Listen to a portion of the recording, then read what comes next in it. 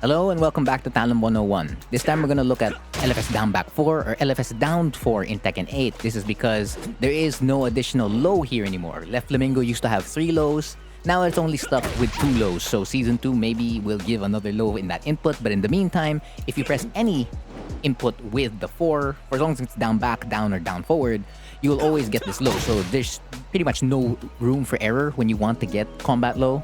And you already know, in all likelihood, that this move is pretty damn good. Like, if I don't want to get launch punished by throwing out down 3-4, and I still want to get like some pressure, and even potentially big damage, then yeah, you press this button. So I'm just gonna share a couple of details that you may or may not know about combat low. The first is the frame data. Always have to review that. So it comes out at 20 to 21 frames. There's 1 extra frame, so one extra active frame for it to continue to hit.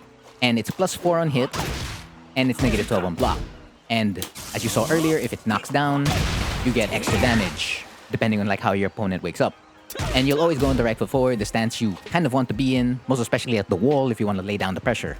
Now, where does this move track? Well, it's a toss-up. Not necessarily a toss-up, but it feels like a toss-up at times because of frames and distance. So if Lily here blocks a move into LFS down 4, usually it should track towards the left. So if you do something like 1-2-3, you'll get him. You do 2-3, you'll get him. But since Lily has one of the best side steps in the game, if they sidewalk towards the left and you 1-2-3, you'll lose.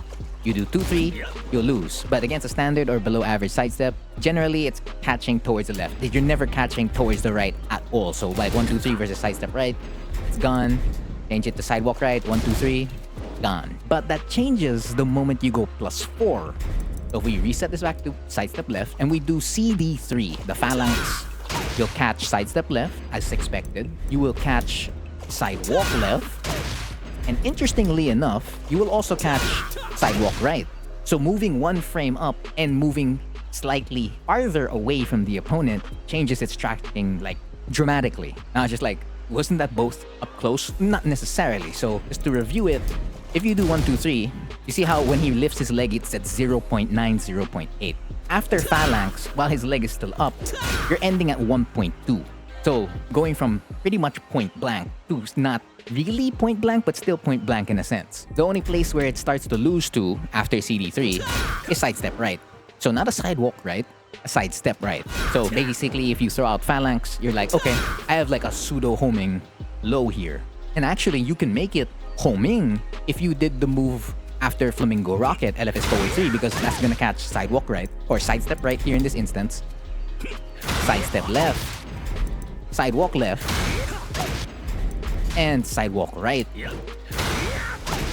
Like, the only thing that's different here is the distance. You end at 2 flat when LFS forward 3 gets blocked. And that same thing's gonna happen if you throw it off like up 3. It's basically a pseudo homing low at that point. Like Lily can't even avoid it. So that's what I mean by like the frames and the distances affecting the tracking of this move. So it's like, okay, in general, I'm always catching the left. But if I do it off anything else, its tracking could change from potentially being almost homing to being pretty much homing. It's basically a low I have to keep track of anytime I press another move. Do I have to keep track of the options though? Yeah, like if LFS down 4 does connect on hit, let's start with sidestep right, which is Hwoarang's strong side. If you get this to hit, number 1, you're gonna start catching your opponent with RFF forward 3. They're not avoiding that whatsoever. And for as long as they're only doing sidestep right and not sidewalk right, then you can throw out stuff like F1+2 and swap sides.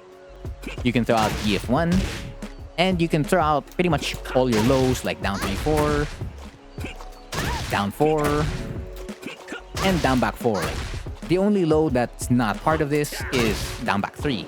Unfortunately. So if you want to high crush with a low, your only option is to use Firecracker. Now it's just like, what about the jabs, Frontier? Because that's a very quick option to use to snipe the opponent. And it's just like, yeah, that's kind of like why it's not here. The second hit may potentially connect, depending on like your opponent's sidestep. But more often than not, they're really just a very quick option to use to check your opponent if they're pressing. That way you force them to start moving, because if we change this to sidewalk right, like RFF forward 1-2 hit here, right? RFF forward 1-2. There's another high I didn't use, RFF 4-4. The second hit didn't even hit. And that applies as well if you change this to, you know, sidewalk left. If I try to do any of the jabs here, it wouldn't hit, but it's just like it hit their frontier. Well, this is a matter of positioning. So like if you start on player 1, your opponent starts at player 2, it's harder for them to step towards the left in this instance. But if we change the side, right, or the camera, and I start at player 2 and Lily's on player 1, and I try to do the same thing again, it'll whiff. So it still applies in the same place. So you just have to watch if your opponent's sidestep is on point. And if it's not, then you can continue using jabs to like potentially catch that step. So it's just like, what's my main go-to here? Well, your main go-to is RFF back 3. Unfortunately, they also made this move -10, so you could get punished if the opponent was awake. So it's like, I don't want to get punished, right? Well, you throw out down back 4 then.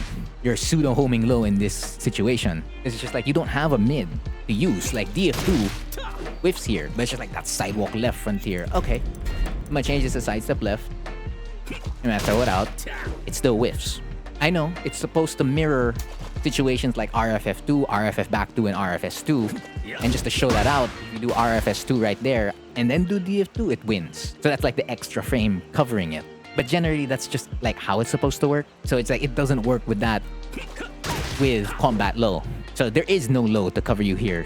And like your jabs also still lose. So at that point, you're considering to use stuff like backlash to protect yourself. Or you start low and then gather the reactions or information from there. The next thing we need to cover is your follow-ups on counter hit. So if the opponent does get hit by combat low, you can get a ton of extra damage, mainly if you follow up with RFF FF3, because it'll knock down again, that's natural, and you get a guaranteed FF3 or back 3. Of course, FF3 for max damage, back 3 for Okizeme. Now, if the opponent does stay on the floor though, then you're not getting all that extra damage. You're just like, okay, get your extra damage and be on my way, right? Yeah, that's fine. And in this situation, you still get Oki. You can still do like an FF3. You can still transition to right foot forward and then do a dash RFF DF3. And you can even like walk up to down back 4. So all hope isn't lost if you don't get it. And you can kind of confirm if it was a natural hit or not. Next thing you can do after combat low on counter hit is to go for your plasma blade. And that's just going to be the generic Oki wherein you dash RFF forward 3, Peacekeeper, down back 4. Choice is yours. But if you get the timing right on their wake up, you can potentially get a back turn launch. So there's like a little mini mind game here versus you and your opponent. And the last two things you can do are lows. So that's going to be Heal Stomp, RFF D+4. It's just that you're not at the right distance anymore to just mash RFF D+3 as they tech roll up. You'll have to dash forward into RFF D+3 to get it. And then the other one is to simply do down back 4. And then you can choose to remain in Flamingo and try to follow up there. Or just do down back 4 by itself and then standard Oki. Now at the wall, this low still retains its Okizeme. So if you launch an opponent here and end on LFS down 4, you see how they flip over? And that's pretty good Oki to have. So if the opponent does flip over and they're teching towards the, the right, and let's say you had heat active, I'm gonna activate heat first, and then we're gonna do the wall combo into LFS down 4, and I press Ignition Barrage. That's a pretty good situation to be in. Of course, that's if you have heat active. Now, if you don't have heat active, then you can, default to RFF DF3. Because RFF back 2 does not cover for tech roll left. So it whiffs there, but if they roll towards the other side, then yeah, you're gonna keep them at the wall with +4 frames. And of course, RFF DF3, just to show you, will still present a problem if they're not blocking as they wake up. And of course, as well as DF3+4. And it's just like, okay, those are my mids to pair up with. What lows do I use in conjunction with it? Well, you can use all your lows. And I mean it, you can use all the lows. So that's a down 3, 4. This is gonna be down 4. Still gets blocked.